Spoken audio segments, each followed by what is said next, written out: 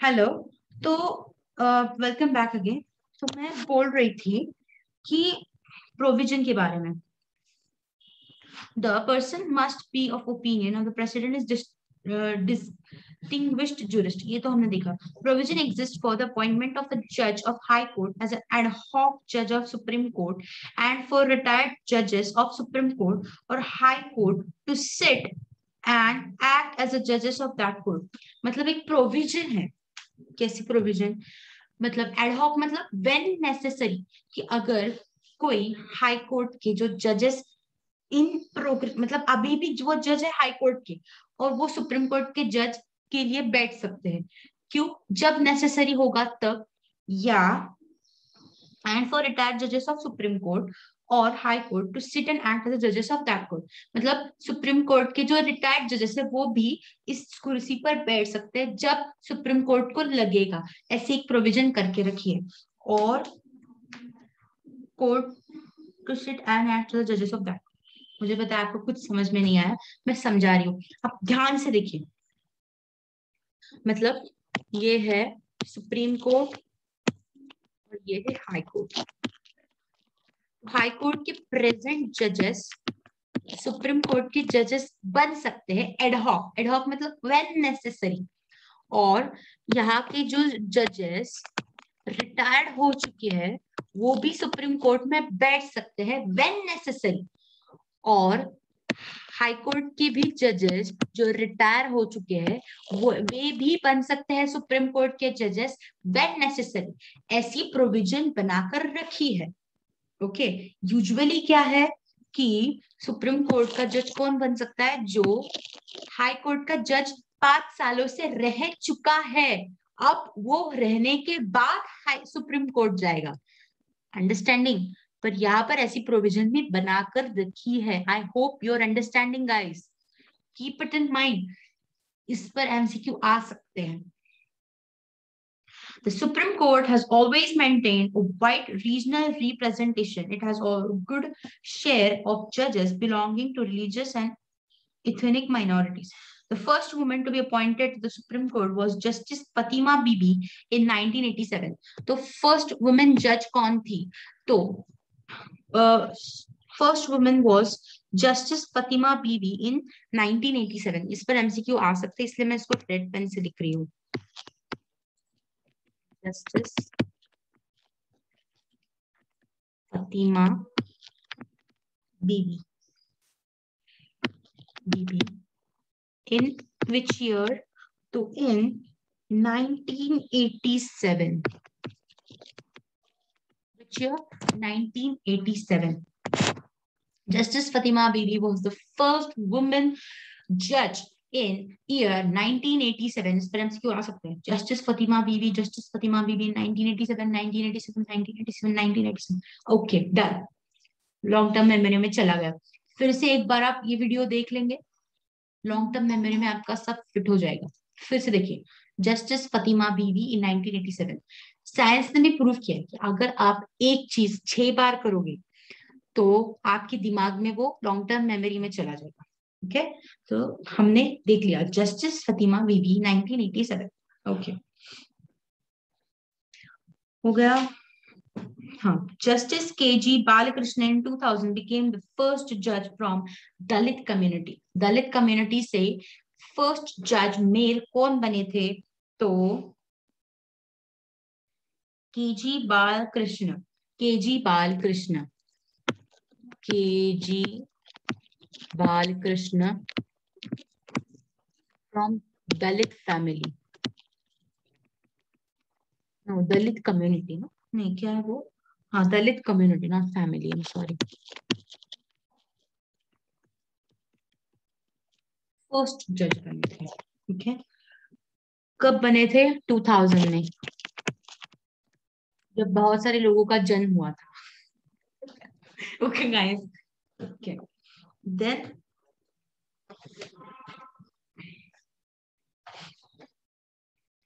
in 2007 he also became the India's first Dalit Chief Justice of India। तो वो 2007 साल बाद 2007 में वो first Dalit chief justice of India भी बने थे।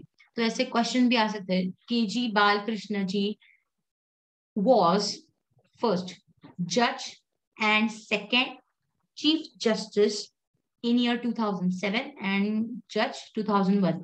पहले जज बने, फिर 7 साल बाद चीफ जस्टिस बने. Then jurisdiction. अब सुप्रीम कोर्ट के जुरिडिक्शन हम देखेंगे.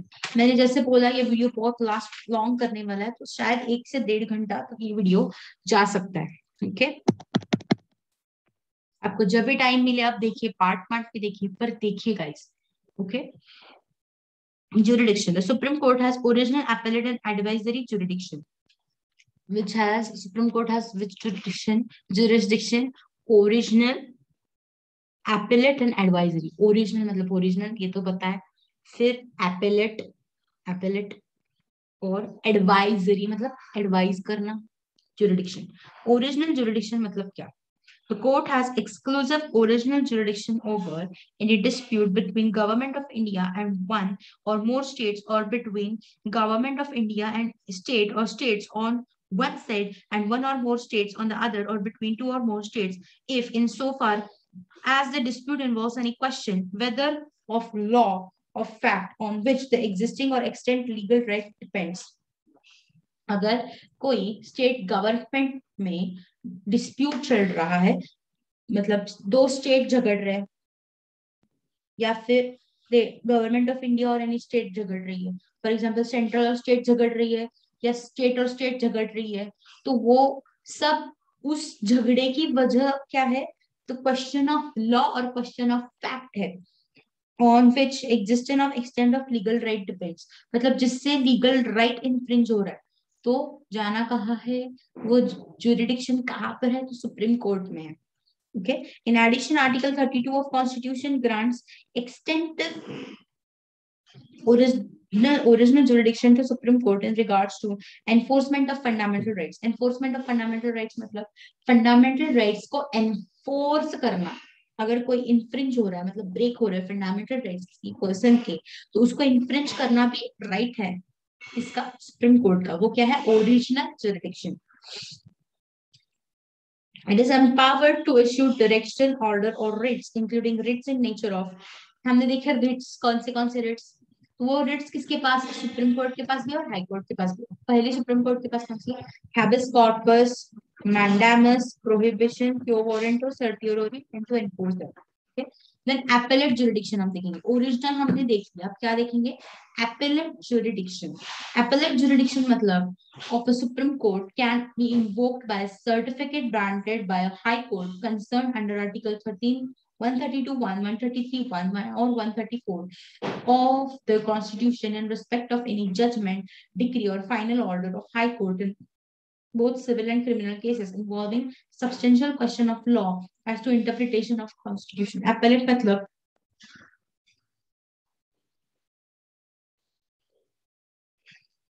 मतलब अगर किसी हाई कोर्ट ने सर्टिफिकेट दिया concerned under Article 132, 33 or 34 of the Constitution in respect of any judgment, decree, final order. मतलब अगर कोई भी इंसान हाई कोर्ट से मान्य नहीं हो रहा, तो वो कहा जाएगा फॉर सुप्रीम कोर्ट. और सुप्रीम कोर्ट हाई कोर्ट ने सर्टिफिकेट दिया है अंडर आर्टिकल 132, 33 और 34 में कि degree order of High Court, both in civil and criminal cases involving substantial question of law as to interpretation of Constitution. मतलब interpret नहीं हो पा रहा है, हाई कोर्ट बोल रहा है अपने बस नहीं है, केस नहीं है, हमको इंटरप्रेट करने में, मतलब मीनिंग निकालने में बहुत ज्यादा टेंशन हो रहा है, और ये आप डिग्री विक्री आप ही देख लो, हमसे नहीं हो पाएगा, ऐसा हाई कोर्ट ने बोल दिया. या फिर पार्टीज ने एग्री नहीं किया है उनके डिसीजन के, मतलब हाई कोर्ट ने एक डिसीजन दिया था, मतलब वो फिर डिग्री हो या फाइनल ऑर्डर हो, और उससे हम जैसे लोग एग्री नहीं हुए तो हम सुप्रीम कोर्ट जाएंगे. सब्जेक्ट वो क्वेश्चन ऑफ लॉ होगा तो ही, मतलब इंटरप्रिटेशन करने के लिए ही हमें सुप्रीम कोर्ट जाना है. The Supreme Court has also granted special leave to appeal from judgment on order of non-military Indian court. Parliament has the power to enlarge the appellate jurisdiction of Supreme Court and has exercised this power in case of criminal appeals by enacting the Supreme Court Enlargement of Criminal Appellate Jurisdiction Act 1970. Appeals also lie to Supreme Court and civil matters if High Court's concern certifies. Civil matter में भी मतलब supreme court है, पर अगर high court ने ऐसा कुछ बताया कि the case involve substantial question of law of general importance, question of law के रिलेटेड ऊपर है, तो वो भी हाई कोर्ट से केस सुप्रीम कोर्ट में जा सकती है. फिर that is the opinion that High Court has said the question needs to be decided by Supreme Court. High Court नहीं बताया, हमसे ना हो पाएगा, आप जाओ सुप्रीम कोर्ट भाई. Okay. In criminal cases, as appeal lies into Supreme Court, if High Court, supreme court में अपील कब होगी? अगर हाई कोर्ट ने क्या किया? पहली बात, has appealed reverse an order acquittal of an accused and sentence him to death or to imprisonment for a life or a period of not less than 10 साल. 10 साल से ज्यादा मतलब हाई कोर्ट ने डेथ किया है, डेथ की imprisonment for life बोला है पनिशमेंट, या फिर डेथ की पनिशमेंट दी है, तो उसको चेंज करने के लिए हम सुप्रीम कोर्ट जा सकते हैं क्रिमिनल केसेस में. और 10 साल से ज्यादा कोई मतलब पीरियड का इम्प्रिजनमेंट दिया है तो. Second, has withdrawn for trial before itself and case from court subordinate to authority and has in its trial convicted the accused and sentenced him to death or to imprisonment of a life or for a period of not less than 10 years. Withdrawn for a trial before itself and case of court subordinate to authority and has such trial convicted the accused. ठीक है.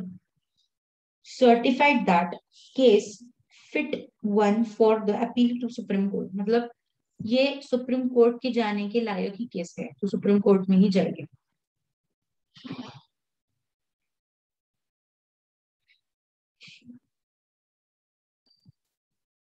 Has withdrawn for trial before itself and in case of from a court subordinates to the authority and has in case trial convicted the accused and sentenced him to the death or imprisonment for a life and a period of not less than 10 years.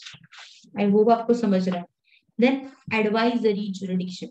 The Supreme Court has special advisory jurisdiction in matters which may specifically be referred to it by the President of India under Article 143 of the Constitution. There are provisions for reference or appeal to this court under Article 317 of the Constitution. Supreme Court के पास कैसी power है? तो advisory in matters which may specifically be referred to it by President of India under Article 143 of Constitution. मतलब जो President के पास है power, उसको advisory power बोलते हैं.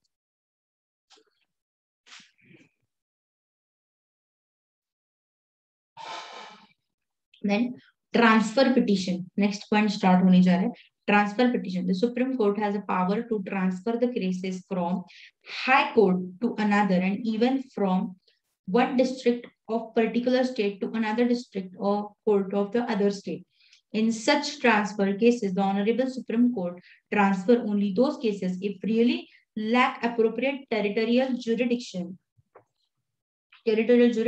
and those cases which were otherwise supposed to be filed under transfer jurisdiction. Honorable Supreme Court often looks the real ground or reason for such transfer. Transfer of petition मतलब अगर particular court का उससे वो matter देखने का काम ही नहीं है. मतलब फॉर एग्जाम्पल कोई जुर्म हुआ है गुजरात में और महाराष्ट्र की कोर्ट में अपने अपील की, तो सुप्रीम कोर्ट बता सकते हैं कि यहाँ पर मत अपील करो, जाओ और गुजरात में ही अपील करो. तो ऐसे स्टेट का रिलेटेड भी कर सकता है, ये one district to another district भी कर सकता है. फॉर एग्जाम्पल पुणे और मुंबई, ऐसे में भी वो कर सकता है. या फिर from high court to another और even from one district to another. या फिर बोल सकता है कि हाई कोर्ट मतलब मेरे पास ही लाओ केस. ओके. तो ट्रांसफर पिटीशन मतलब जो पिटीशन फाइल की है उसको ट्रांसफर करना, अगर उस पर्टिकुलर अथॉरिटी के पास जुरिडिक्शन ही था नहीं था उस केस को देखने का. जुरिडिक्शन मतलब उसके पास पावर था ही नहीं वो केस देखने का, तो सुप्रीम कोर्ट बोल सकता है कि उसको ट्रांसफर करो अप्रोप्रिएट अथॉरिटी के पास. Then judicial independence. Judicial independence मतलब क्या? The Constitution seeks to ensure the independence of Supreme Court judges in various ways. Judges are generally appointed on the basis of seniority and not political preference. जैसे मैंने बोला कि ये मेरी party का है, प्रेसिडेंट बोलेगा तो उसी पार्टी का हो, नहीं तो उसकी नॉलेज पर हम लेंगे उसको. A judge of Supreme Court cannot be removed from the office except by the order of President passed after the address of each House of Parliament supported by majority of total membership of that House or by majority of not less than two-thirds of members present and voting and presented of President in same session for such removal on the ground of proved misbehavior or incapacity. तो supreme court का जो जज है तो वैसे तो हम उसको नहीं निकाल सकते, पर अगर प्रेसिडेंट ने बोला तो पर उसके साथ साथ both the house of parliament का भी हमें ये लेना पड़ेगा, मतलब क्या बोलते हैं, अप्रूवल देना पड़ेगा. तो उसमें क्या बोला है, house of parliament supported by majority of total membership of which house by majority of not less than two-thirds of members present and voting and present and to the president in same session for the removal. मतलब 2/3 लोग present होने चाहिए vote करने के लिए. कहाँ पर? Both the house of parliaments में. और जब वो सेशन में था, मतलब क्या सेशन में था, तो पार्लियामेंट सेशन में था और प्रेसिडेंट ने तभी असेंट देना चाहिए और उसमें मिसबिहेवियर भी प्रूफ होना चाहिए, प्रूव्ड मिसबिहेवियर और इनकैपेसिटी. उसके अलावा नहीं निकाल सकते. वैसे तो बहुत ये है. The salary and allowances of जज of the supreme court can not be reduced after appointment. अगर आपने किसी को जज अपॉइंट कर दिया तो आप उसकी सैलरी नहीं काट सकते after appointment. A person who has been a judge of Supreme Court is debarred from practicing in any court of law or before any other authority of India. मतलब अगर वो सुप्रीम कोर्ट का जज है तो वो डिस्ट्रिक्ट का बनेगा नहीं बनेगा, वो सुप्रीम कोर्ट का तो सुप्रीम में ही काम करेगा. He is debarred from working in another court. Power to punish contempt. Contempt मतलब अपमान. अगर किसी ने हमारे ऑनरेबल सुप्रीम कोर्ट का अपमान किया तो उसके लिए पावर क्या है सुप्रीम कोर्ट के पास? Under article 129 and 142. Under which article? 129 and 142. Power किस आर्टिकल के अंदर है? 129 और 142 के अंदर. तो क्या of the Constitution, the Supreme Court has been vested with the power to punish anyone for the contempt of any law court in India, including itself.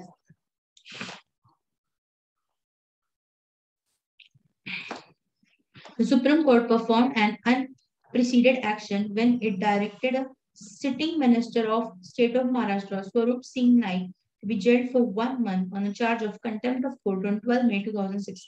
This was first time that serving minister was gelled. एक बार क्या हुआ, तो हमारे जो minister थे honourable Swaroop Singh Naik, उन्होंने contempt किया, मतलब उन्होंने जो बोला है वो फॉलो ना करना या फिर अपमान करना सुप्रीम कोर्ट का. तो वो जब मिनिस्टर थे तब उनको 1 साल की जेल हुई थी 2006 में. कब? 12 मई 2006 से लेकर 1 साल तक. This was the first time the serving minister was ever jailed. Okay. Then Jammu and Kashmir. With reference to state and Kashmir, Jammu and Kashmir, it would be relevant to note that Jammu and Kashmir has, for historical reasons, a special state, the other state of India. Article 370 of Constitution of India carves out certain exceptions for Jammu and Kashmir. 370 क्या है article? It carves out what? Certain exceptions to Jammu and Kashmir. But अब क्या हो गया है? पूरी तरह article 370 काट दिया गया है. तो कौन से भी स्पेशल एक्सेप्शन मतलब ये लॉ जम्मू कश्मीर को नहीं अप्लाई होगा, ये लॉ जम्मू कश्मीर को अप्लाई नहीं होगा या वो अप्लाई होगा. स्पेशल प्रिविलेज जो था जम्मू एंड कश्मीर को 370 के अंदर दिया, वो आप काटा जा चुका है. ना बहुत बड़ा हुआ था न्यूज में 370 आर्टिकल 370 को काट दिया गया है. हमारे नरेंद्र मोदी जी ने बोला था. Landmark judgments, judiciary executive confrontations. Land reforms. After some of the court overturned state laws redistributing land from Zamindar landlord estate on the ground that laws violated the Zamindar fundamental rights. The Parliament of India passed the First Amendment of Constitution in 1951, followed by Fourth Amendment in 1955, to protect authority to implant land redistribution. Land reform, early confrontation. After some of the court overturned state laws redistributing land from zamindar, that is landlord, estate on the ground that laws violated zamindar's fundamental rights. The Parliament of India passed the First Amendment to Constitution in 1951, followed by Fourth Amendment in 1955, to protect its authority to implement land redistribution. The Supreme Court countered these amendments in 1967 when it ruled in Golaknath versus State of Punjab that Parliament did not have a power to abrogate fundamental rights, including the provision on private property. Other laws deemed unconstitutional. मतलब unconstitutional laws कब बनते हैं? On 1st February 1970, the Supreme Court invalidated the government-sponsored bank nationalization bill that had been passed by Parliament in August 1969. The Supreme Court also rejected as unconstitutional a presidential order on 7th September 1970 that abolished the title, privileges and privacy pursuits and former. Unconstitutional मतलब क्या है? जो fundamental rights से साथ constitute नहीं कर रहा है उसको unconstitutional बोलते हैं. तो उन्होंने केस दिया है. On 1st February 1917, the Supreme Court invalidated the government-sponsored bank nationalization bill and had been passed by Parliament in August 1969. The Supreme Court also rejected as unconstitutional the presidential power of 7th September 1970 that abolished the title privileges. मतलब कोई भी title नहीं रख सकता. मैं राज बहादुर हूँ, मैं राजा हूँ, मैं नाइट हूँ, ऐसा नहीं रखना. This is unconstitutional.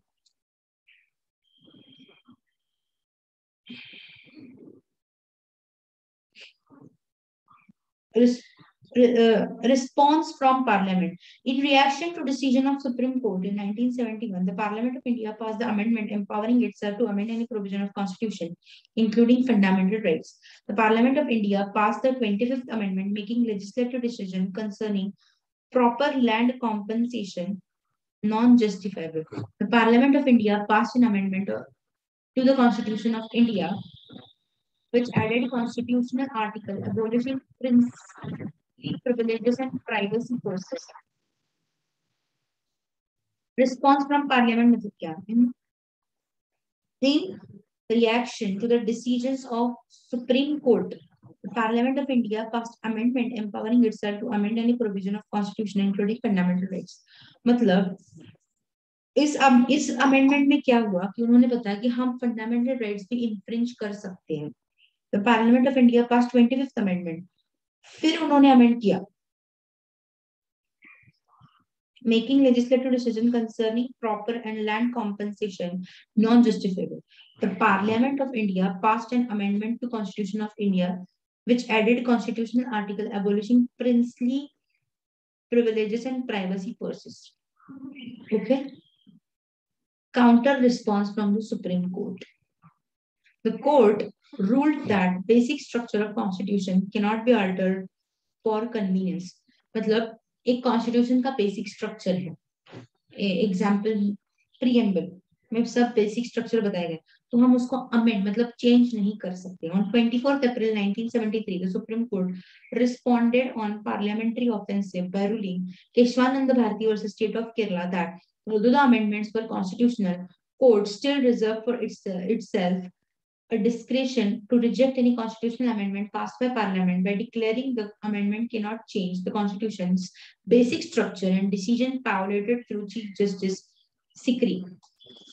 मतलब Kesavananda Bharati versus state of Punjab में क्या हुआ कि आप कॉन्स्टिट्यूशन को बदल सकते हैं, फंडामेंटल राइट्स इन्फ्रिंज हुए तो भी चलेगा थोड़े बहुत, ऐसा अमेंडमेंट ने बोला था.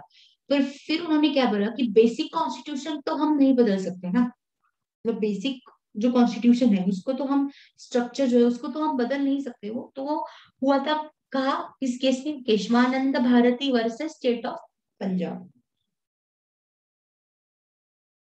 केरला, सॉरी पंजाब नहीं, high high courts in India. अब सुप्रीम हो गया, अब हाई कोर्ट देखेंगे। हाई कोर्ट, फिर देखेंगे डिस्ट्रिक्ट कोर्ट, फिर देखेंगे कॉम्पनसेशन ऑफ डिस्ट्रिक्ट कोर्ट, फिर देखेंगे जुरिडिक्शन।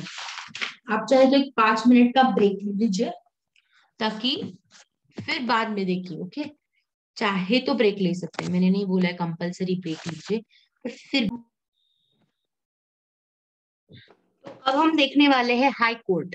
हाई कोर्ट मतलब सुप्रीम कोर्ट के बाद आते हैं हाई कोर्ट। Let's start. ये 12th चैप्टर है, नहीं तो आपको लगेगा हम अगला वाला चैप्टर कर रहे हैं, तो डिफरेंट चैप्टर कर रहे हैं, ऐसा कुछ नहीं है, वही चैप्टर चल रहा है। सो High Court is a court of India, are at the top of the hierarchy in each state, but are the below of Supreme Court. Her district और स्टेट कोर्ट के बाद ये बड़ा है, पर सुप्रीम कोर्ट के नीचे है। These courts have control over state, union territory, or group of states and union territories. These courts have control over what? States, union territories. Below the High Court are secondary courts such as Civil Court, Family Court, Criminal Court, and various other district court. तो supreme court के नीचे क्या आता है? High court. High court के नीचे क्या आता है? तो family court, district court, civil court, मतलब सिविल रिलेटेड जो मैटर्स हम जाते हैं सिविल कोर्ट में, फिर फैमिली रिलेटेड मैटर्स हम फैमिली कोर्ट में जाते हैं, क्रिमिनल से related criminal court, and other various district court. High court are established under chapter under part 4 of chapter 5। पहले था पार्ट, आप यहाँ पर क्या है, part 6 of chapter 5। Part 6 of chapter 5, part 6 of chapter 5, part 6 of chapter 5, part 6 of chapter 5. The High Court are the principal courts of original jurisdiction in a state and can try all offenses including those punishable with death. सब तरह के offence वो try कर सकते हैं, including punishment with death, मतलब death की भी पनिशमेंट वो दे सकते हैं।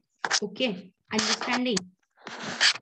Next, Article 214 of the Constitution of India states that there shall be high court for each of the state. Her state के लिए एक हाई कोर्ट होना चाहिए। At present, there are 24 high courts in country. Out of them, 3 are common high courts. Delhi is only UT that has high court of its own since 1966. अभी तो 24 high courts है हमारे India में, पर ऐसा बोला जाता है कि हर स्टेट के पास अपना अपना हाई कोर्ट होना चाहिए। पर उन्होंने क्या बोला है कि 24 हाई कोर्ट है, पर 3 of them are common high courts, मतलब 3 स्टेट्स के लिए कॉमन एक हाई कोर्ट है, और एक ऐसी यूनियन टेरिटरी है दिल्ली जिसके पास खुद का हाई कोर्ट है।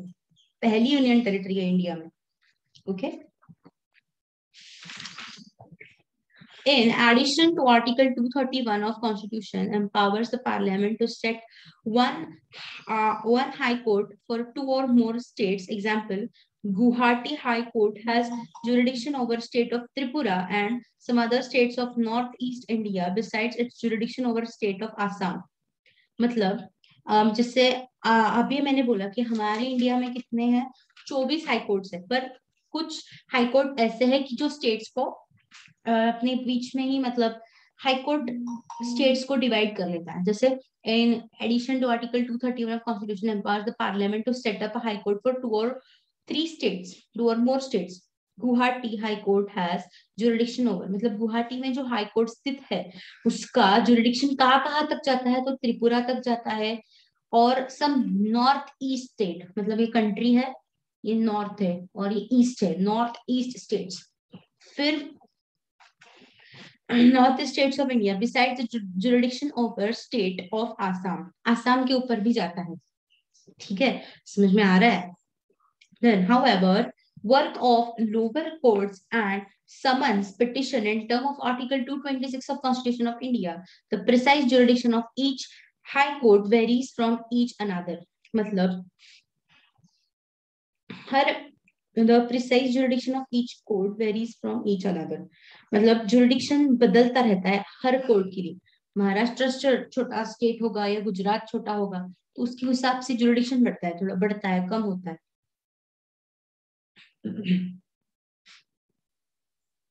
और हाई कोर्ट कहा की अपील्स लेता है तो लोअर कोर्ट की. और and summon petition in term of article 226. और क्या कर सकता है, समन्स और पिटीशन. लोअर कोर्ट की पिटीशन लेता है मतलब जो कोई भी एग्रीव्ड है, जो कोई भी एग्रीव्ड है डिस्ट्रिक्ट कोर्ट, मतलब जिनको डिस्ट्रिक्ट कोर्ट का डिसीजन मान्य नहीं है वो हाई कोर्ट जाएगा. Okay. In 2013, separate high courts were created for 3 northeastern states of Manipur, Meghalaya and Tripura. 2013 में अभी क्या हुआ, 3 हाई कोर्ट्स 3 स्टेट्स के लिए बना दिए गए. तो कौन कौन से वो 3 स्टेट है, मणिपुर, मेघालय, त्रिपुरा. मणि मेघा को त्रिपुरा लेके गया, मणि मेघा को त्रिपुरा लेके गया. ये 3 याद रखिए, मणिपुर, मेघालय, त्रिपुरा. मणि मेघा को त्रिपुरा लेके गया घुमाने. त्रिपुरा कहा, मणि मेघा को कहा लेके गया, त्रिपुरा घुमाने. ठीक है, keep it in mind. High court is कब बना, 2013 में. A high court is composed of chief justice as many other judges as president of India may from time to time deem it necessary to appoint. तो यहाँ पर भी कौन appoint करता है, तो प्रेसिडेंट ही अपॉइंट करता है chief justice. The president can appoint additional 2 judges also for maximum period of 2 years. The number of judges in a court is decided by the dividing average institution of main cases during last 5 years by national average. मतलब president may appoint additional judges also for maximum 2 years. The president को अगर लगा ज्यादा जजेस की जरूरत है तो वो 2 साल के लिए ज्यादा जजेस अपॉइंट कर सकते हैं. चीफ जस्टिस भी कौन अपॉइंट करता है हाई कोर्ट का, तो प्रेसिडेंट. और मतलब यहाँ के जो जजेस है उनका नंबर कैसे डिसाइड होता है, तो लास्ट 5 इयर्स के जो एवरेज लेते हैं, कितने कितने केसेस आए हैं और उसका एवरेज लेकर डिसाइड करते हैं कि कितने जजेस होने चाहिए. मतलब लास्ट 5 सालों में कितने सारे जुर्म हुए हैं, cases of main cases during last 5 years by national average. The average rate of disposal of main cases per judge per year in a high court is also taken into consideration. The average rate of disposal of cases per judge per year of high court is also taken into consideration. मतलब एक जज ने average में कितने एक cases resolve किए ये भी देखा जाता है. Ordinary the judges remain in office till the age of 62. Supreme court में 65, हाई कोर्ट में 62. 62 तक ही आप रह सकते हो, उसके बाद आपको रिटायर होना पड़ेगा. ओके, हाई कोर्ट में. In appointment of chief justice of high court, the president consults the governor. President consults the governor of chief justice of and the chief justice of supreme court. तो supreme court के जजेस appoint करते वक्त कौन करता था, तो president और सुप्रीम कोर्ट. पर यहाँ मतलब हाई कोर्ट में जब किसी को अपॉइंट करना है तो वो तो एक बात तो है कि वो 62 के नीचे होना चाहिए. और कौन कौन होगा, तो in appointing chief justice of high court president consults the governor. President appoint करता है तो वो किसका लेता है, गवर्नर, पर्टिकुलर स्टेट गवर्नर के साथ कंसल्ट करता है. And chief justice of supreme court और सुप्रीम कोर्ट के चीफ जस्टिस के साथ.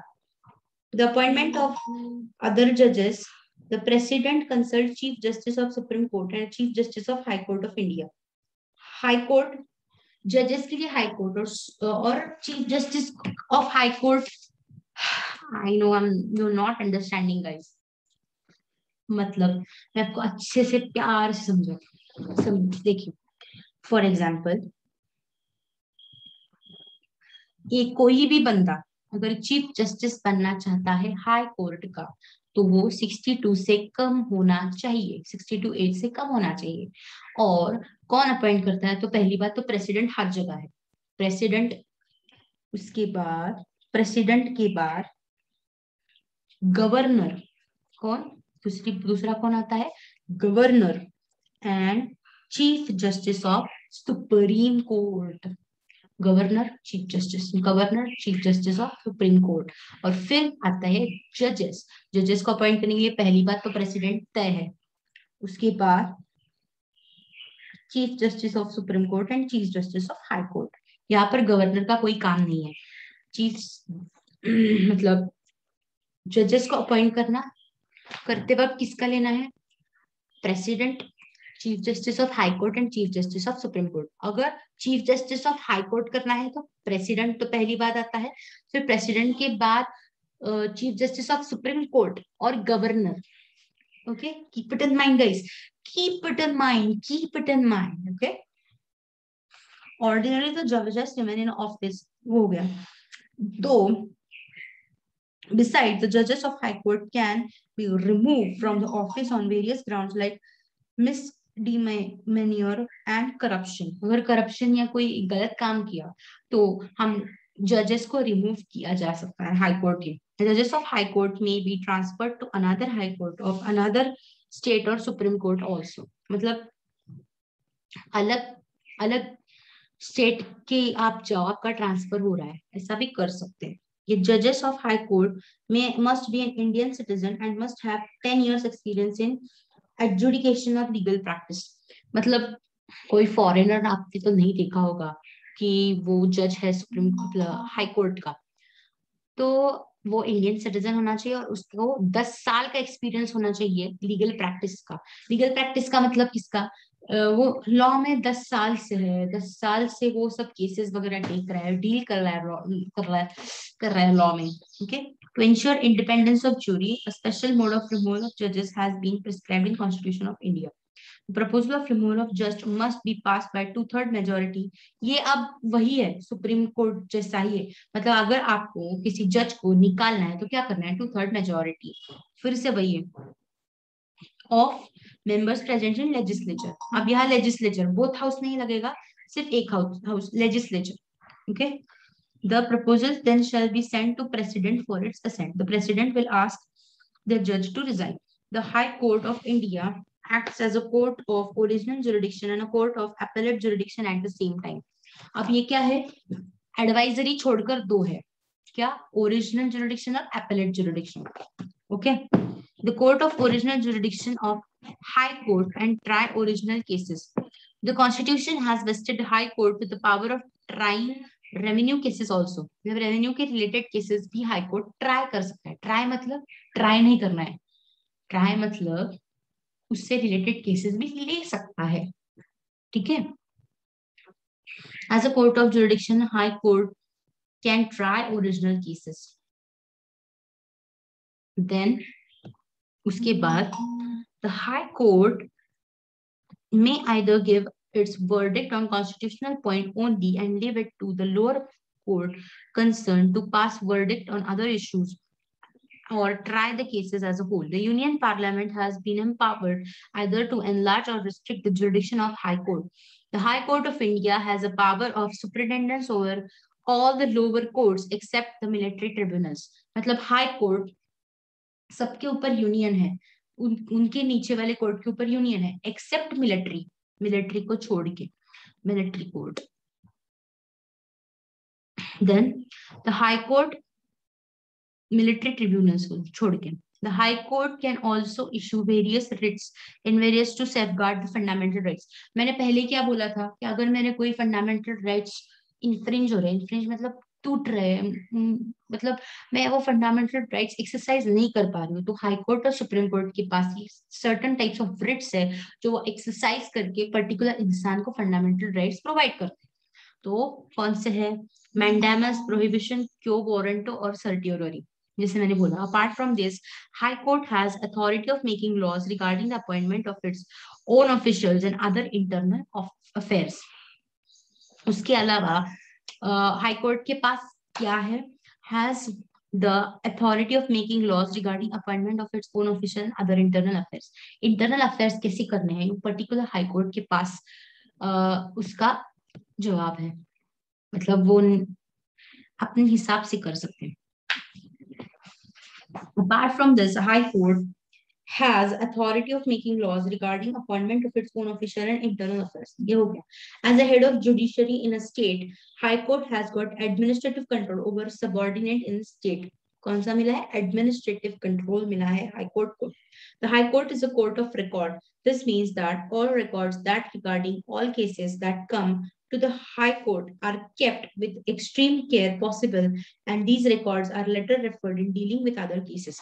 यहाँ पर कोई भी रिकॉर्ड अगर आए तो हाई कोर्ट की जिम्मेदारी है कि उसको अच्छे से रखें, extreme care. The 42nd Amendment Act 1976 curtailed the jurisdiction of High Court in various spheres. However, the 44th Amendment Act 1979 restored original jurisdiction and position of the High Court. Removal of judges.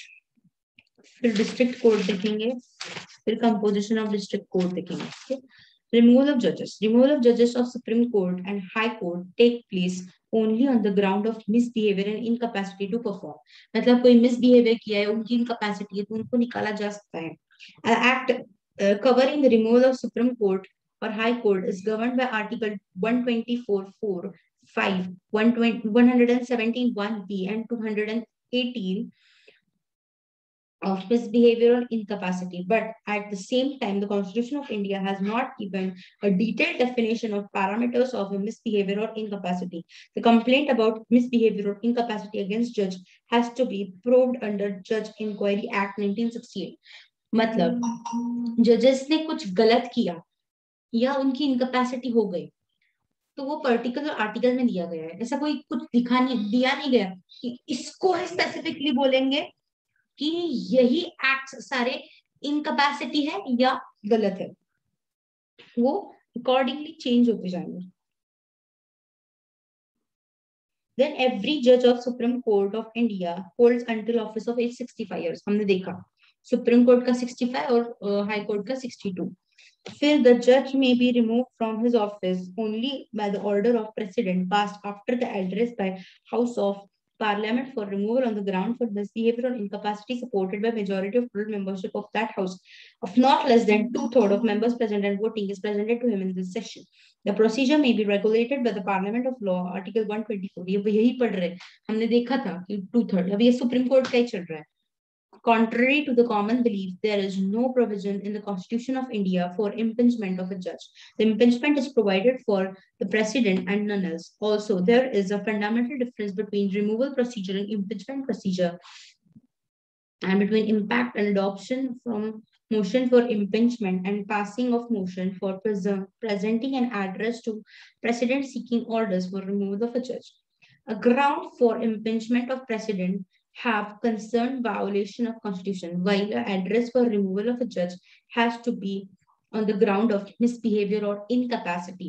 जिसे हमने देखा. In case of impeachment, the moment the motion is passed by two houses, the president fourth, which ceases to be the president. But in case of motion for removal, is for the president to consider issuing necessary order. The advice is reconsideration, etc.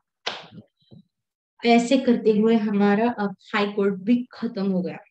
आप देखेंगे district court of India, फिर उसका composition और jurisdiction. ये देखने के बाद मैं अगला वीडियो डालूंगी. ओके, ब्रेक लेते लेते कीजिए गाइस, आपको अच्छा लगेगा. हाँ, साइंटिफिकली प्रूव है. आप 25 मिनट पर पढ़ाई कीजिए, 10 मिनट ब्रेक ले लीजिए, गाना सुनिए, कुछ तो कीजिए. ओके, 25 मिनट के बाद 10 मिनट का ब्रेक, फिर 25 मिनट, फिर 10 मिनट का ब्रेक. ऐसे करते जाएंगे तो आपके दिमाग में कॉन्सेप्ट समझने लगेंगे. अगर आप एक साथ एक बैठोगे ना तो आपकी पढ़ाई कभी नहीं होगी गाइस, क्योंकि हमारा ब्रेन एक छोटे से बच्चे की तरह है. Okay, District Court of India. The District Court of India are the district court established by the state government in India for every district or for more district together taking account the number of cases, population distribution in a district. District, her district में एक बनाया जाता है court, उसको बोलते हैं district court. एक court 3 district को भी एक साथ ले सकता है जुडिशन में अपने. They administer justice in India at district level. District level पर एडमिनिस्ट्रेशन हो और आपको उससे रिलेटेड कुछ मतलब मिले, इसलिए. These courts are under administrative control of High Court of a state to which district concerned belongs. Decision of district court are subject to appellate jurisdiction of High Court. मतलब district का decision अगर आपको मान्य नहीं है तो आप कहाँ जाओगे? हाई कोर्ट में. कंपोजिशन ऑफ डिस्ट्रिक्ट कोर्ट अब देखेंगे. कंपोजिशन मतलब डिस्ट्रिक्ट कोर्ट में कौन कौन है, डिस्ट्रिक्ट कोर्ट कैसा है, डिस्ट्रिक्ट कोर्ट में क्या क्या आता है, तो अब हम वो देखने जा रहे हैं. The highest court in each district is that district and session जज. तो क्या है डिस्ट्रिक्ट में सबसे बड़ा? डिस्ट्रिक्ट कोर्ट एंड सेशन जज. This is the principal court of original civil jurisdiction besides High Court of State and which derives its jurisdiction in civil matters primarily from the Code of Civil Procedure. Civil के जो cases है वो यहाँ पे जाते हैं और ये original civil jurisdiction है. The district court is a court of session when it exercises its jurisdiction on criminal matters. अगर criminal matters पे है तो उसको बोलते हैं कोड ऑफ क्रिमिनल प्रोसीजर, उसको बोलते हैं court of session. Court of session मतलब क्रिमिनल्स के लिए, डिस्ट्रिक्ट कोर्ट मतलब सिविल केसेस. क्रिमिनल मतलब हमने सब देखा है पहले, क्रिमिनल केस मतलब क्या होता है. Then the district court is presided over by one district judge appointed by the state government. अब यहाँ पर स्टेट गवर्नमेंट, यहाँ पर प्रेसिडेंट का कोई काम नहीं. अगर प्रेसिडेंट सब अपॉइंट करता बैठेगा, प्रेसिडेंट अपने दिमाग पर हाथ लेके बैठेगा, भाई डिस्ट्रिक्ट का भी करना है, हाई कोर्ट का भी करना है, सुप्रीम कोर्ट का भी करना है, क्या क्या करूंगा मैं. तो ये गवर्नर पर दिया है. डिस्ट्रिक्ट कोर्ट के जजेस कौन अपॉइंट करता है? State government. In addition to district judge, there may be number of additional district judges and assistant district judges depending on workload. यहाँ पर additional judges भी add किए जा सकते हैं अगर workload ज्यादा है तो. The additional district judge and a court presided have equivalent jurisdiction as a district judge and a district court. मतलब जो additional है उसने अगर कोई decision दे दिया तो उसका भी equal jurisdiction है. Equal मतलब उसका भी equal power है. Okay.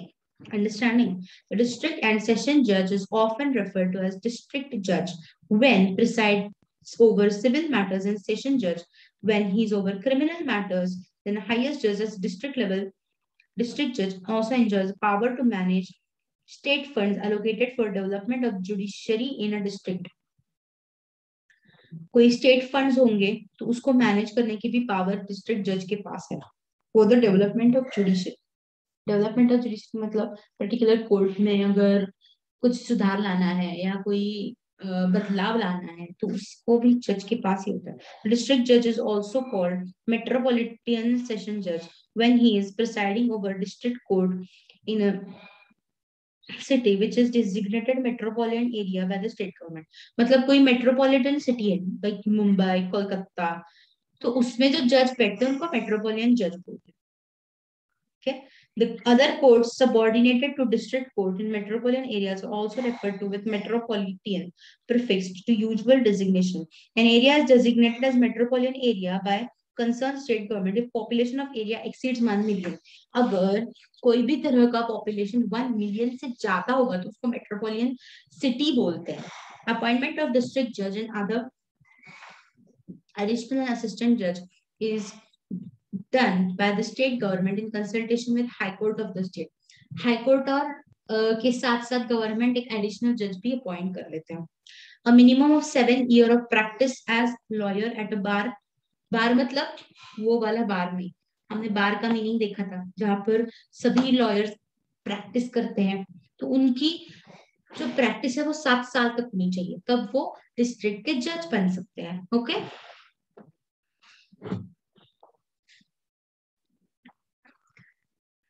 कहा थे हम?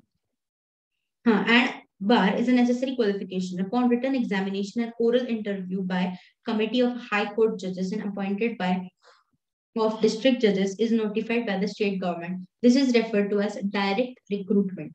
District judges are also appointed by way of elevation of judges from court subordinate to district courts, provided they fulfill the minimum years of service. A district judge or additional judge may be removed from his office by state government in consultation with the high court. तो कौन remove कर सकता है? तो state government in consultation with high court. Okay.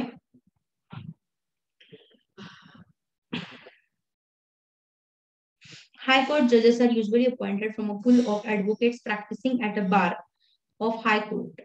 मतलब कोई जो जजेस हाई कोर्ट में प्रैक्टिस कर रहे हैं और यार डिस्ट्रिक्ट जजेस है तो उनको यूजुअली जजेस बनाया जाता है हाई कोर्ट का. Okay. Broadly speaking, there are 3 types of civil and criminal courts below high court. High court के नीचे 3 तरह के कोर्ट है, ऐसा उनका मानना है. 3 types of civil below high court.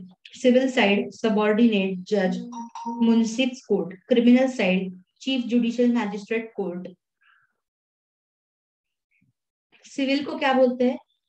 ये है सिविल और ये है क्रिमिनल. क्रिमिनल को सबऑर्डिनेट जज कोर्ट या municipal court. Criminal chief judicial magistrate court और जुडिशियल मैजिस्ट्रेट कोर्ट. अब जुरिडिक्शन देखेंगे. जुरिडिक्शन मतलब इसके अलावा आपको कोई भी काम नहीं करना है. इसके दायरा. जुरिडिक्शन मतलब मैं आपको सिंपल वे में बताती हूँ. दायरा. इस दायरे के अंदर रहकर काम करो, अपनी औकात में रहो. Example jurisdiction. हाँ, jurisdiction means to be in, मतलब jurisdiction मतलब क्या? अपने दायरे में रहो, इसके बाहर आप नहीं जा सकते. yes. The district court or additional district court exercises jurisdiction both on original and appellate side in civil and criminal matter arising in a district. district में अगर कोई civil या criminal case अराइज हो रही है तो उसको बोलते हैं डिस्ट्रिक्ट कोर्ट में जाने का. The terrestrial and pecuniary jurisdiction in a civil matter is usually set in concerned state enactment on subject of civil code. On criminal side, jurisdiction is almost exclusively derived from a code of criminal procedure. This sets out the maximum sentences which a district court may award with currently is capital punishment.